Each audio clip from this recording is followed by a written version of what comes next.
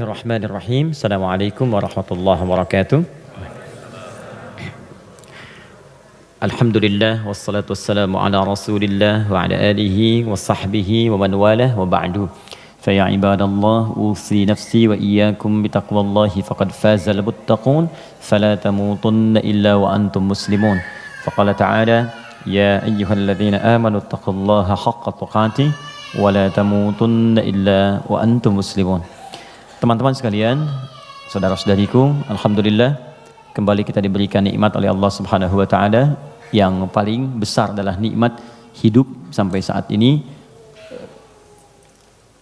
Karena di antara saudara-saudari kita ada yang telah kembali kepada Allah Subhanahu wa taala, dan kita doakan semoga seluruhnya jika dia muslim diampuni dosa-dosanya oleh Allah Subhanahu wa taala, dan mudah-mudahan juga diberikan rahmat oleh Allah dan diterima semua amal salehnya. Untuk kita yang masih hidup, perbedaan aktivitas, profesi itu hanya muka dunia saja. Toh seluruhnya itu peluang untuk beramal saleh. Saya lihat sebagian teman-teman kemarin ada yang dilantik di dewan, ada yang sebagian lagi beraktivitas, ada yang ke Palu, ada yang ke beberapa tempat, ada yang berdagang, berbisnis. Itu hanya muka dunia saja gitu.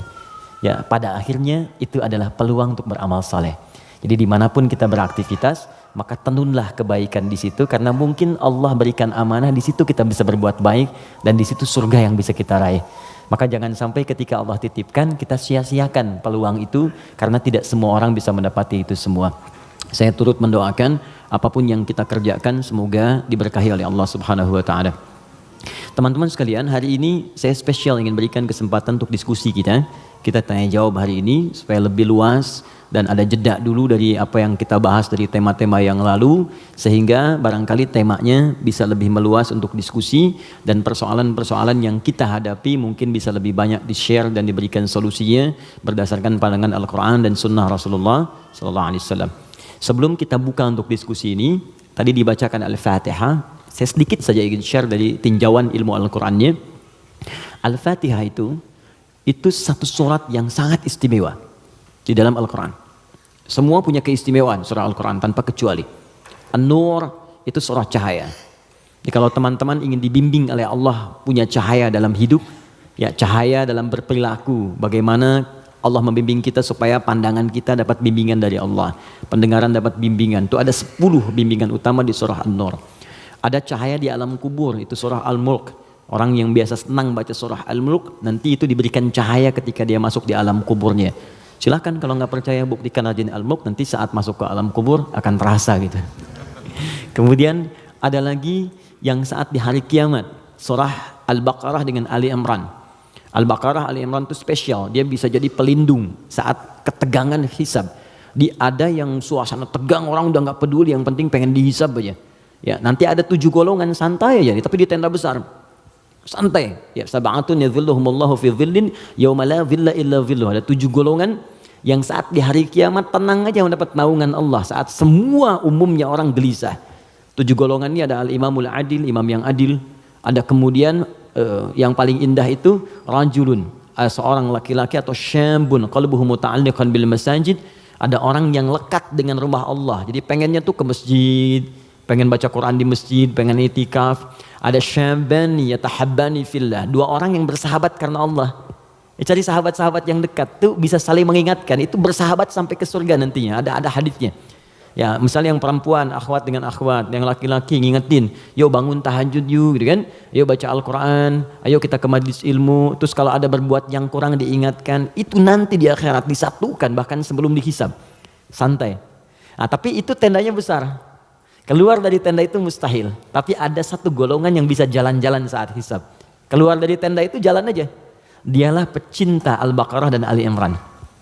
Ahli Al-Baqarah dan Ali Imran. Hadisnya sahih di Al-Bukhari. Ka'annahuma ghamamatan. Orang yang sering baca. Bukan spesifik hafal ya. Ingat, bahkan baca. Dia mencintai Al-Baqarah, cinta Ali Imran. Sebelum tidur dia baca. Dia telaah itu. Itu nanti keduanya menjadi pelindung. Ka'annahuma ghamamatan. Jadi saat lelah, penat, padat, panas, itu jadi pelindung di atas kepala ya. Nah, kalau Anda punya bukunya Al-Imam An-Nawawi, namanya At-Tibyan fi Adab Hamalatil Quran. Jadi sebelum menulis Al-Arba'in 42 hadis, pernah dengar? Ada Riyadus Shalihin 1896 hadis. Beliau menulis namanya At-Tibyan fi Adab Hamalatil Quran. Bagaimana bercengkrama dengan Al-Quran. Ada petunjuknya. Nanti ada di halaman 52 terbitan Darun Nafais paling kanan pertengahan. Itu dikisahkan orang yang senang sebelum tidur baca Al-Baqarah. Saking senangnya di kebiasaan. Dan itu saking dekatnya dengan surat itu, dia tertidur satu masa belum sempat baca Al-Baqarah. Tiba-tiba dalam tidurnya kaget, dia bangun mimpi, terus tangannya tersenggol kawannya. Kawannya kaget, bangun juga, dia tanya, "Mas Bika, kenapa kamu begini?" Kata kawan yang tadi, "Wallahi ra'aitul fil manam laqad natahatnil baqarah." Tadi saya di mimpi, di tidur saya mimpi, saya diseruduk Al-Baqarah. Al-Baqarah kan sapi betina gitu kan. Nah, diseruduk, bangun, kamu belum baca saya gitu. Nah, itu sampai begitunya gitu ya. Jadi kalau Allah sudah sayang dengan seorang hamba, terus dia dekat dengan Al-Quran, maka Al-Quran itu akan menjaga kita. Nah, Al-Fatihah dia spesial. Al-Fatihah itu kan ada alnya ya. Ya. Fatihah itu artinya pembuka. Oh, ini kelihatan? Belum saya tulis. Masya Allah, imannya kuat banget, belum ditulis udah kelihatan. Wah, luar biasa. Ya, semoga Allah ampuni dosa kita. Fatihah. Oke. Sini baik-baik, fokus. Fatihah itu artinya pembuka, bukan sekedar pembuka, tapi pembuka semua ragam kebaikan. Semua jenis kebaikan.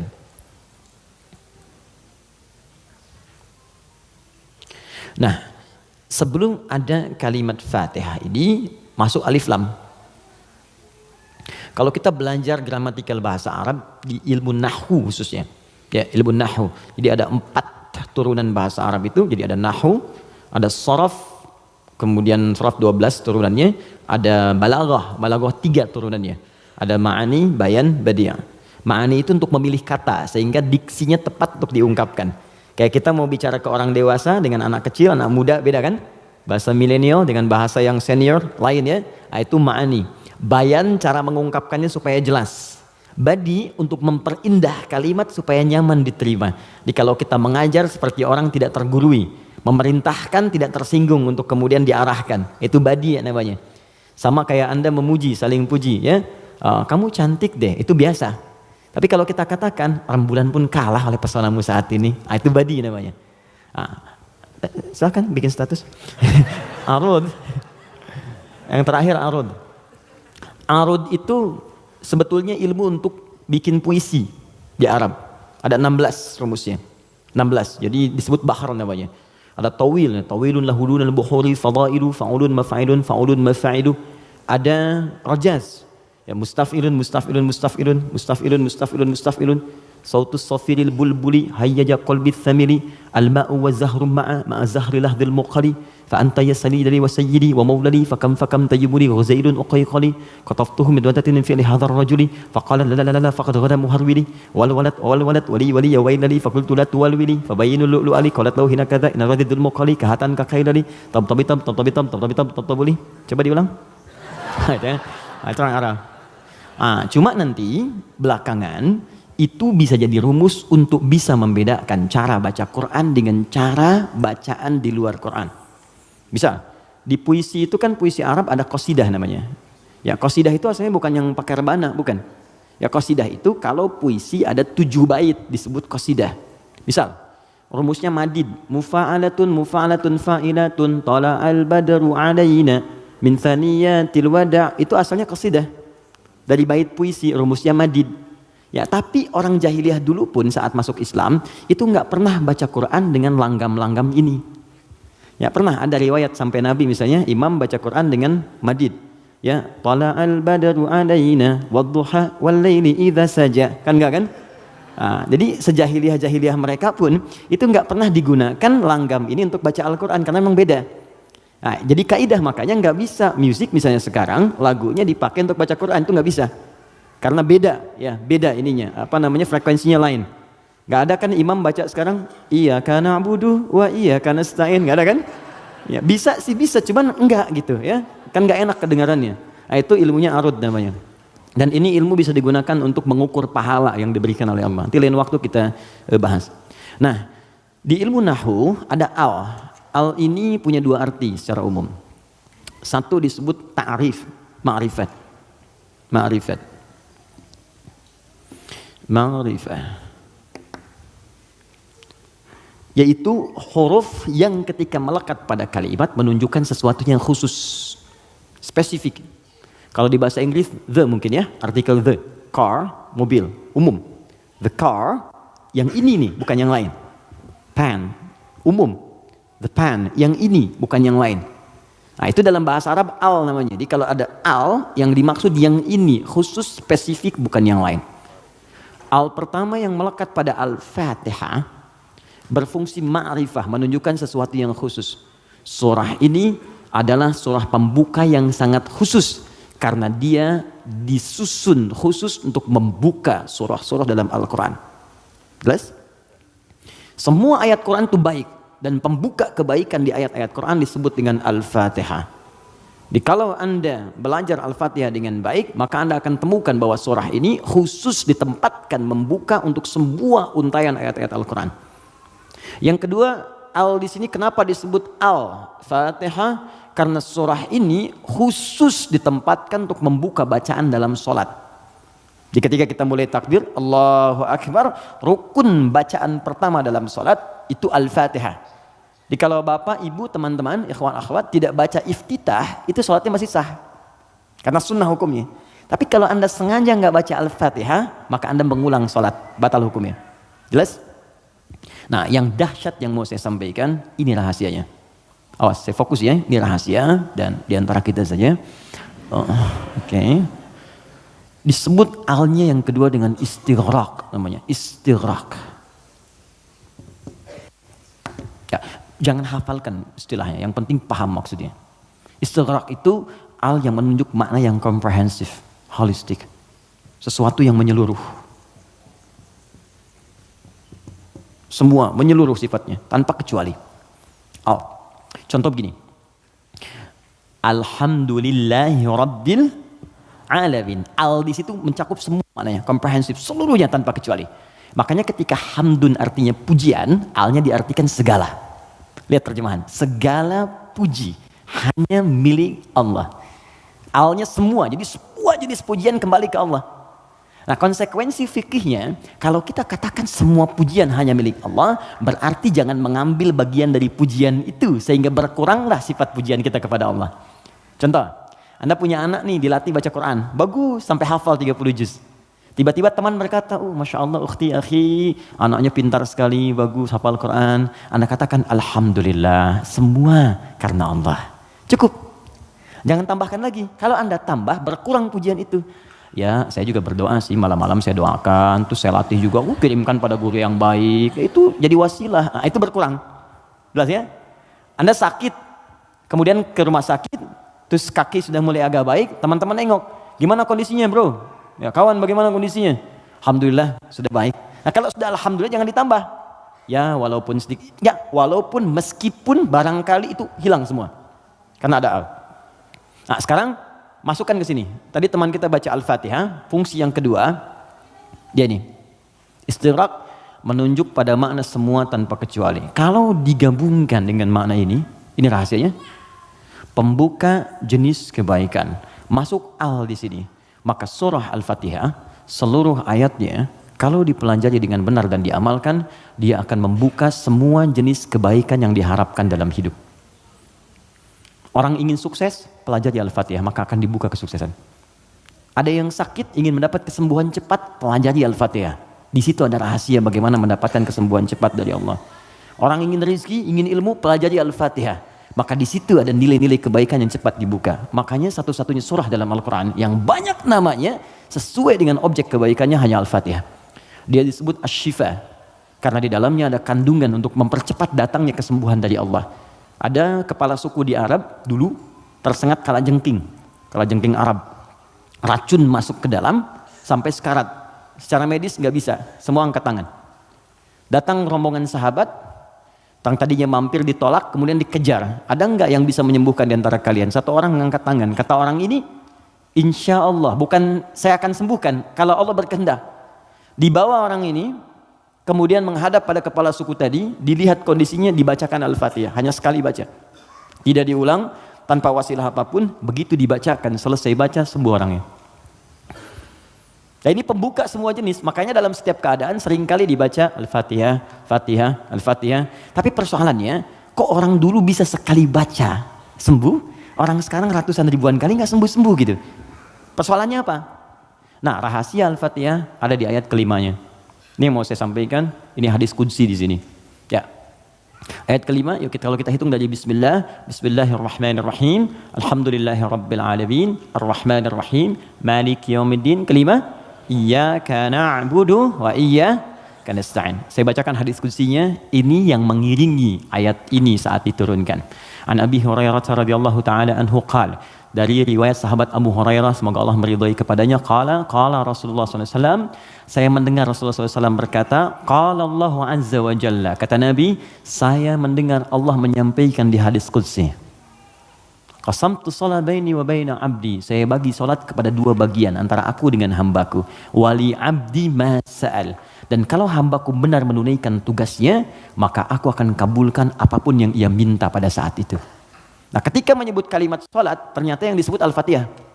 Idza qala al-'abdu, jika seorang hamba benar membaca alhamdulillahi rabbil alamin, qala Allahu azza wa jalla, maka Allah akan menjawab, hamadani 'abdi, hambaku sedang memujiku sekarang.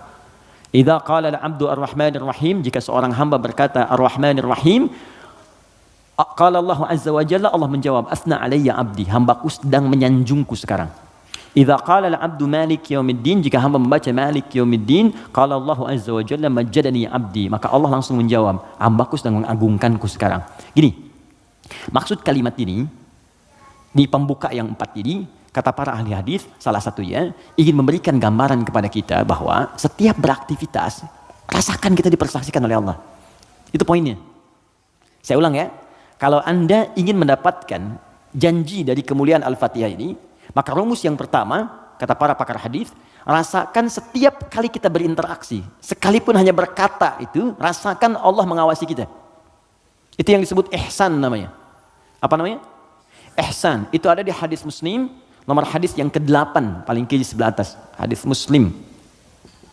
Nomor hadis yang ke-8. Di Al-Arba'in, nomor hadis yang kedua. Riwayat Umar bin Khattab. Ihsan an ta'budallaha ka'annaka tarah fa illam takun tarahu fa innahu yarak. Perhatikan baik-baik. Anda jadikan, kata Nabi, ini rumus cepatnya, kalau semua hidup ingin dimudahkan oleh Allah, semua ingin dibuka kebaikannya, maka pertama jadikan semua aktivitas kita sebagai ibadah. Itu poinnya. Yuk teman-teman yang kerja, niatkan ibadah. Kalau Anda cuma kerja aja, jangankan Anda yang belum beriman pun kerja juga. Coba cek. Anda bisnis, dia bisnis. Bisnisnya sama dengan Anda. Anda kerja, dia kerja. Kerjanya sama dengan Anda. Di kantor yang sama, jamnya sama, pekerjaannya sama. Dia belum beriman, Anda beriman. Pertanyaan saya, yang membedakan iman Anda dengan dia yang belum beriman apa? Maka kata Nabi, mesti ada bedanya. Bedanya itu adalah, jadikan pekerjaan kita diniatkan ibadah. Itu poinnya.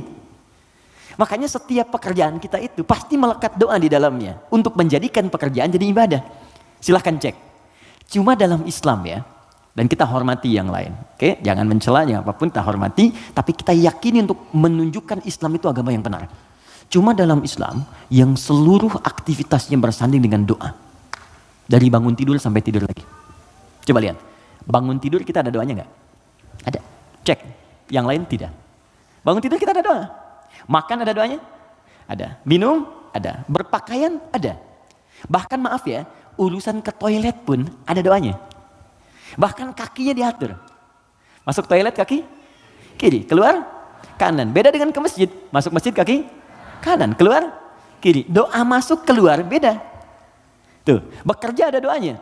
Even kita tidak tahu doanya pun, kata Nabi cukupkan dengan kalimat Bismillahirrahmanirrahim. Kullu amrin dzibalin la yubda'u fihi bi Bismillahirrahmanirrahim fahuwa abtar. Setiap perbuatan baik yang tidak diiringkan kalimat Allah di dalamnya, minimal Bismillahirrahmanirrahim. Paling singkat Bismillah.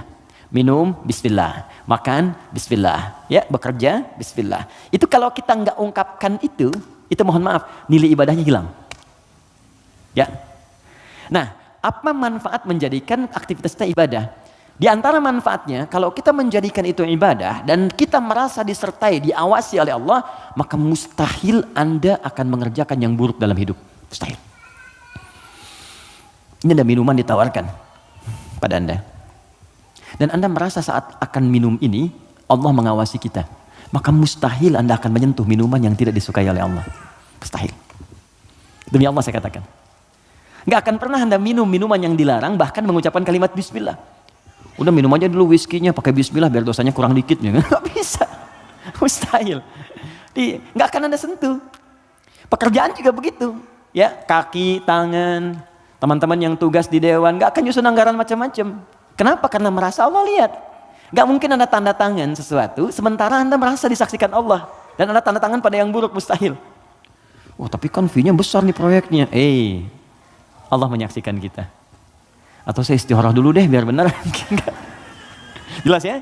Nah, kalau kita merasa disaksikan Allah, kemudian kita berada di track yang benar untuk mengerjakan kebaikan. Jadi dari mulai kepala sampai kaki itu semua baik. Melihat baik, karena takut begitu melihat yang salah Allah lihat nih, malu. Mendengar baik, melangkah baik. Ketika kebaikan ini dijaga, maka terbukalah semua pintu kebaikan. Ini maksudnya.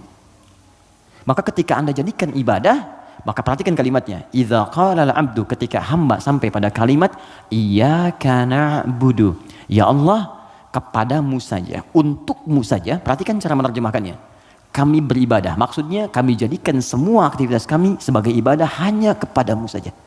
Salat kami hanya untukmu. Puasa kami hanya untukmu. Bekerja pun kami niatkan mendapat ridhamu. Tidur pun kami niatkan mendapat ridhamu. Makanya sebelum tidur kita ada doanya. Kan? Jika Anda benar mengucapkan kalimat ini, iyyaka na'budu, dan kita praktekkan dalam hidup, perhatikan.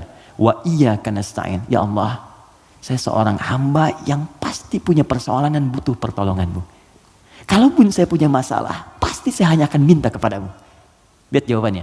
Hadza baini wa baina abdi. Langsung dijawab oleh Allah tuntas. Ini perjanjian antara aku dengan hambaku. Wali abdi. Kalau hambaku benar komitmen dengan perkataannya, mengerjakan semua aktivitasnya sebagai ibadah kepadaku, masalah apapun yang dia minta, aku akan kabulkan. Hadis qudsi. Apapun yang dia minta, aku akan kabulkan. Bahkan ada orang yang belum minta sudah diberikan oleh Allah Subhanahu wa taala, bergantung pada level ibadah yang ia kerjakan. Semakin tinggi, semakin kuat. Nah, kalau Anda kumpulkan jumlah ibadah ini, ada sholat, ada puasa, Anda tingkatkan, infak, baca Quran, semakin ditingkatkan semakin tinggi, maka kumpulan ibadah ini disebut takwa namanya. Apa namanya? Takwa. Karena itu ketika Quran menyebutkan kalimat takwa, pasti bersanding dengan ibadah. Coba lihat, sholat ibadah bukan? Kalimat sholat dibuka dengan takwa. Dzalikal kitabu la raiba fihi hudal lil muttaqin. Al-Baqarah ayat 2. Siapa orang takwa di sini? Ayat 3. Alladzina yu'minuna bil ghaib wa yuqimunas shalah. Oke, teman-teman, kita puasa. Puasa disandingkan dengan takwa. Al-Baqarah ayat 183. Ya ayyuhalladzina amanu kutiba alaikumus syiyam kama kutiba alal ladzina min qablikum la'allakum tattaqun. Yang kemarin haji, semoga Allah terima hajinya. Yang umrah, semoga yang belum segera berangkat insyaallah, ya. Yang enggak cukup dengan amin, nabung, siapin schedule yang baik. Oke, sekarang lihat. Kita haji yang umrah, itu muaranya takwa. Buka Quran surah kedua ayat 197, paling kanan sebelah atas. Al-hajju ashhurum ma'lumat, faman farada fihinna al-hajja fala rafatha wala fusuqa wala jidala fil hajj wa ma taf'alu min khairin ya'lamhu Allah wa tazawwadu fa inna khairaz zadi taqwa. Semua takwa. Nah, rahasianya di sini. Kenapa kita diminta salat, puasa, zakat, takwa? Karena ternyata takwa itu wasilah untuk mencapai harapan yang kita inginkan. Buka Quran surah kelima ayat 35, paling kanan sebelah bawah di mushaf. Quran surah kelima Al-Maidah ayat 35. Saya kasih rumus cepat, setelah ini kita diskusi. Oke.